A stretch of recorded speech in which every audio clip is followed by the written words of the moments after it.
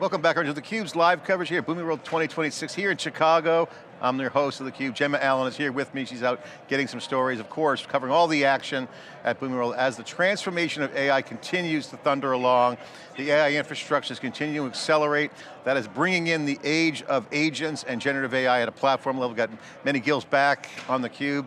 My wingman on this one, Senior Vice President of Products at Boomi. We got two hackathon winners, but also architects of this big data cloud that they have, Boomi partner, Vish, CEO, Hathority, thanks for coming on, good to see you. Nanda, Technology Executive with Hathority, thanks for coming on, appreciate it. Of course. So on the intro there, I mean, the AI infrastructure is booming, and you're seeing a lot of activity with coding now going into generative AI. That platform's starting to emerge. You guys are a platinum partner with Boomi going back 10 years. So got legacy, but now you get the new era upon us. Also winners of the hackathon. Right. So first, let's get into the hackathon first. I want to get that out there. Sure. Tell us what you guys did. What was the situation? Yeah, thank you for inviting us, John, and yeah, thanks for Mani. So yeah, with the hackathon, our product there is called ReleaseShield. So think of in a similar way, like just a simpler rubber stamping your AI agent before it goes into production. So it's going to validate against all the guardrails, making sure like it's not tapping into any of the data. So as we are seeing more and more software as service products, and with the evolution of AI, so many AI agents that are in the marketplace. So this is a product that could validate, run against all the test cases, security standards. So think of the way like Anthropic has Mythos. I mean, that kind of uncovered a lot of these security bugs. I mean, that's what the ReleaseShield is going to do, like running through all of those test cases and finding where it could break before it going into production. So like a certified agent. Exactly. What was the mechanisms? What did you guys do? How long did it take? Give us some of the details. Yeah, so this one is built on AWS suite of different applications in there. So it took us about 3 months for the proof of concept. So Boomi was the initial adopter of their release management side of it. So we worked with our customers. So whenever the Boomi releases are happening, so we are making sure none of their integrations break because like Boomi is publishing some changes to their UI and to the runtime environment. So we're taking a snapshot of all of their integration data and then making sure they all work after the release happened. So it took us about 3 to 6 months depending on the complexity of it. So but we piloted with a handful of customers which was very successful. It runs all the test cases in the sandbox and then before it goes into production, it makes sure everything is stable. Feels like validation is kind of key in this AI world. Yeah. At work I call it AI slop, right? How do we get around the AI slop, right? And validation becomes a key way, whether it's LLM as a judge or validating pipelines or validating the software, but it becomes so much more important because we don't want it to be a black box environment, right? Right. Exactly, Mani. Yeah, that leads to the strong governance requirements over the agents and all the integrations that we've been talking about, right? All this while we wanted systems to be connected, but then now they're connected, there's so much data, how do we govern all of that data, right? And that's when we thought, okay, we had this Microsoft outage a few years back, the blue screen outage, right? And that's when you thought if that could happen for Microsoft, it could happen for so many other companies, right? And that was the worst, by the way. I went to an airport, Delta, oh my God, the blue screen of death's on the big screen. Yeah, that's their entire right? thing. But that just goes to show you resilience is huge. So if you get the governance wrong, Manny, I want to get into this because this is an example of rapid product development, having agile and scalable cloud, and getting governance right, because if you can govern the data agent interaction, that seems to be the theme here at Boomi, is that rapid deployment at scale in production is not just a North Star, it's gettable. So guys, let's talk about that. What's different this year? Because it was a North Star last year. Hey, let's get things in production at scale. Coding comes in, everyone loves that, and now that's ushering in the agents. Yeah. Because now, people are like, okay, I can sling code, not slop, but curate it right. Don't token max, get the cost structures right. How is this bringing in this next era? Right, so this is where like, at least as a code with the rapid application development, right? I mean, thousands of lines of code can be generated within seconds. So this is where like, even though a lot of governance there, I mean, with the tools that you have, Cursor or any of these, but like, at least the security standards, and then like, you have at the top line, so you have your UI guidelines, and your when the applications are like heavy software-based application, which is like somebody using as a call center as an agent.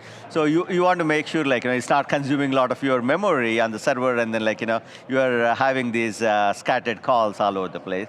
So what we are doing is making sure what the previous application is considering all of the local settings that it has in place. So it compares with, okay, this is the memory that the customer has, then like your code need to be justified to make sure like it's not consuming more than that, and then breaking the customer environment. So a lot of those guardrails, not only at the software and the data governance level, even to the hardware level, so it is kind of assuring the software vendors that their software is not going to fail in the production. I mean, a lot of companies, they went bankrupt. I mean, last year we presented a use case at the Boomi World, because like they did not have all of these guardrails in place, and it's impacting the customers miserably, unfortunately. So this is where like we could use that product. I think it's also a combination of the infrastructure is getting better, right? The models are getting better. If in doubt, just ask Claude, right? Is this right? Can I do it this way? And validate those things, right? But getting that infrastructure in place, rewind a year ago to your question, that infrastructure, customers were just contemplating it, right? Now once you have it in place and you have that data in place and you can combine it with the coding agents, then you've got a running start, right? And you can continue to improve it as you go. Key message that Ed left the crowd with this morning was, activate today, right now. And so that's part of the journey. It's not like, hey, let's wait a year and a half, but infrastructure in place, let's continue to iterate, validate, and move forward. Yeah, what do you guys think about that? Because one of the things Steve Lucas said on stage yesterday that hit home with me was two things. One, if you want to go faster, make the car lighter. Kind of moving a metaphor with driving. I thought that was kind of interesting because it's like, okay, what does that mean? You got to consolidate features. But Vish, you were just talking about a scenario that abstracts away complexity. He also said they want to make it simpler. Right. It's not getting less complex, but there's tools now to make things easier, abstracted away, and the speed game. So it brings up consolidation in a good way, not in a bad way. Right. So whether it's companies coming together with M&A or product life cycles changing, abstract away complexity and reduce the heaviness in the app. Right. What's your reaction to that? Yeah, no, I think that's, definitely the trend that we are seeing in the marketplace as well. People need it right away, if not yesterday, right? So with where Boomi is also helping our customers, with reducing the complexity, and at the same time, giving them with a unified platform experience, with the customer that where we have been working on.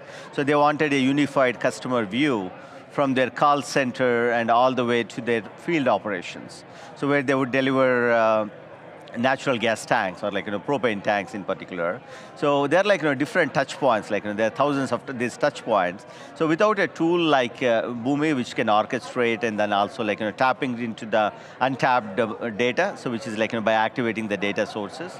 And then on top of that, these micro agents that are there, so call center agents data, to create that, talking to their Salesforce agents, and then making sure they get that customer agent. So at least, I think the vision that Boomi has, it's definitely spot on with the market demands right now. So that's where, so with Mani, Ed, and Steve, their vision is driving the unified customer experience, so for the better results. Yeah. While we're talking about that, you said, all of the solution has to be simple with all the complexity involved in it. And then with the speed at which we are traveling with all these changes happening to the infrastructure, the AI, the development, everything, right? There's a need for this trust that Steve talked about yesterday, right? How do we trust all of these agents to take decisions on behalf of the human beings who've been doing this for years and ages, right? And that's where the data governance and all of this comes into play. And we've been focusing on a lot of that to help our customers to see, the humans are still going to be there, but we still need to trust our agents to do as near perfect to what they've been doing, because with all of the supply chain automation we've been helping our customers with, there needs to be reliable data and there needs to be reliable agents to take decisions, because all of these decisions with the propane distribution, there's a lot of risk involved in all of these, right?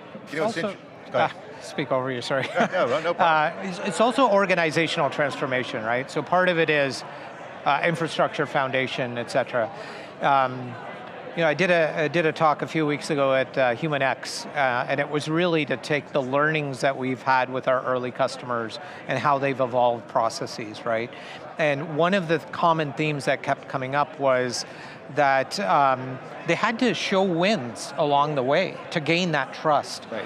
Gain that trust of the organization. And so, you don't need to go full autonomous, but let's say you're reconciling a set of data. Well, that data can get reconciled to a point where then there's a human review that then gets pushed into your benefit system, as an example. Once the organization gets comfortable with that, then we can fully autonomize it, right? So Exactly.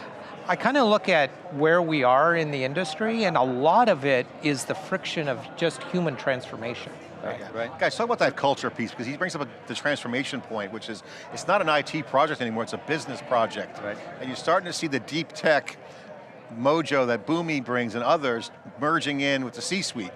It's not just the CIO, or what we've been calling the super CIO now, and the CISO, it's the CFO, Chief Human Resource Officer. You're starting to see the personas coming into the mix. Right. So, okay, trust. How are people earning that trust? Are they going for the big wins out of the gate for revenue? Are they doing cost takeout? What do you guys see with your customers? Because IT is, the playbook's been clear, you knock down costs, get some efficiency. You're right. No. Revenue is on the table now.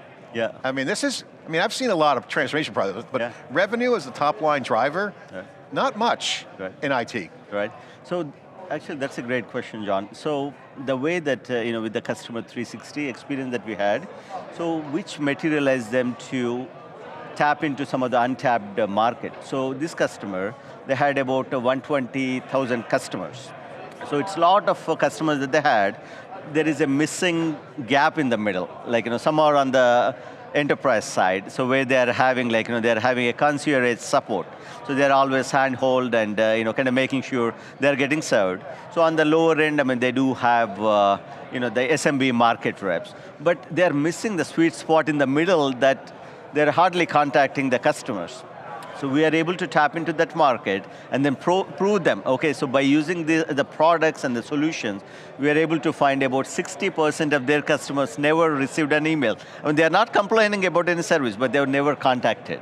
Right. So for any upsell opportunities, so for any of new opportunity that they could tap into, with these customers, right? Not only adding a new services. So this is directly turned out to be a revenue generating tool for them by showing with the exact metrics. These were never been communicated. Well, you guys have been around in many ways, Manny, you too, and we've seen that IT doesn't think about that piece, and this is where the domain expertise in Boomi's narrative and others that are focused on this is it's not just horizontal scalability with the data, right? It's the domain experts who will say, hey, if we just followed up, the funnel increases, and then salespeople can go to town on it. Right. So this is where the action is. So yeah, and this is great where our partners like Hathority come in, right? They are doing these projects for many customers, and so you see these opportunities, and you're able to take these opportunities, understand how it's benefiting. Because at the end of the day, once you put the customer 360 in place, it's going to save money, and it's going to drive top line revenue, right?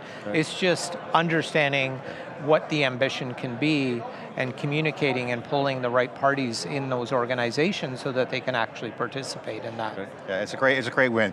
Guys, I want to go talk about your business because I love what you guys are doing. I love the data cloud concept. I love the narrative of self-driving enterprise. Right. And I have a question here, so bear with me. I wrote a post 2 days ago and a video, and it was talking about shadow AI because we were just talking about transformation. Shadow IT was pretty basic.